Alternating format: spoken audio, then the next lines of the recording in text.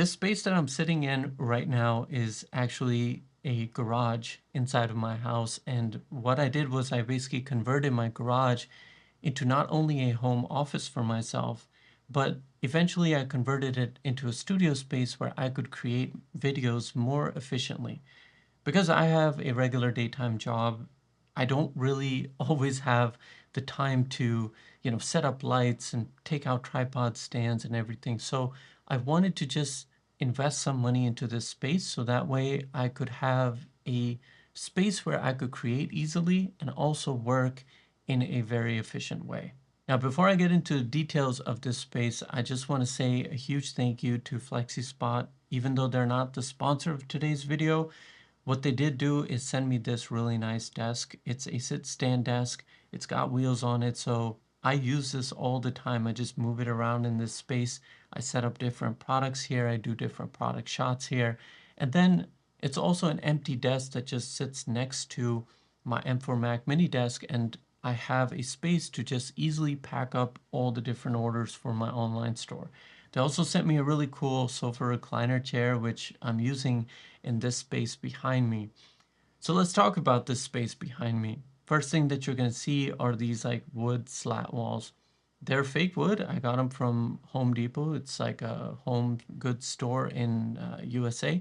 And so I didn't want to spend too much money on it because I just wanted it to look visually good. Again, this is a garage space, so this is not like a living room. So if I was doing this for my living room, I'd probably go with real wood. But because this is a garage space and my main purpose was to just have an area back here, which I could give a living room type of setting, because I got a coffee table from Wayfair. I got a sofa also from Wayfair. I got this lamp behind me from Ikea, put the slat walls up, and now all of a sudden when I need to show myself using the MacBook or different product shots and stuff, I can have a living room setting, which is different from this side of the garage space, which is all like desk type of stuff. Now, one of the downsides with a garage space is climate, simply because, the rest of the house has AC and heat. So whether it's wintertime or it's summertime, you're going to have a comfortable temperature. But in the garage, you don't get that because it's just one door, which is off to this side right here. And so what we did with the door is all the different gaps inside of the garage door, I insulated them so that way it can keep the cold or heat out depending on what the outside temperature is. Now that combined with adding one vent off to this side, it just like whenever the AC runs for the house, whenever the heat runs for the house, it pours into here. And right now, I think it's like a comfortable 72 degrees in this garage. So that just helps keep this space climate controlled. At the same time, a garage door is a hard surface. So much like what I've done with the ground, I've put some rugs on here. With the garage door, insulating it, now all of a sudden it's not as echoey in this room because I have my microphone right up here, right out of the frame. And so not only does it help reduce the echo, it also helps deter the cold or heat from coming inside the garage. Another thing I had to do to combat the climate, especially in the winter months, because it gets really cold here in Virginia where I live, is add a wall heater, which is right behind me on this wall. It's made by Dreo. I've used their room fan, so it's been of good quality and it's been running for such a long time. So when I saw this, not only did I like the design, but I also like the fact that it's got automatic temperature control. So if I set it to 72 degrees or 73 degrees, it's going to keep running the heater with an oscillating fan that you can also control, but it'll automatically stop when it reaches that temperature. So that way I don't have to have any additional like electric heaters in here. This just does a good enough job for me in keeping this space warm during the winter months. Now, another challenge when you're making videos is always just, setting up the different things. Because if you don't have a proper studio space, then you're gonna have to set up lights, all the stuff. You've got a bunch of different tripods and everything. So one way I wanted to just eliminate that problem for myself is by ceiling mounting all of the different light stands. So I've got them all ceiling mounted in different spots, so that way I can take off any of the lights, put them in a different spot, and then that just changes the look of the recording I want to do. So whether I'm standing in one space of the garage or sitting on the sofa or sitting on this desk, it just gives me different looks, different varieties, just keeps things fresh.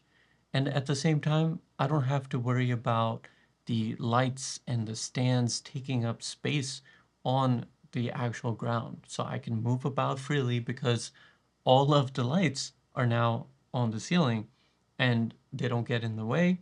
But at the same time, I can extend the poles down. So if I want to bring a light closer to myself or closer to a product, I can do that. I can also adjust any of the lights in terms of where they are shining. So it really helps to create efficiency in the sense that I can come into this space and just turn on my lights or sometimes move them around to a few different locations and I'm good to go. All the lights I'm using are from a company called Aperture, and what's cool is that they have an app, so I can literally just go into the app right now and I'll go ahead and turn off this main light that's off to the side here. So let's go into here and you just simply turn it off and now you don't have that light on.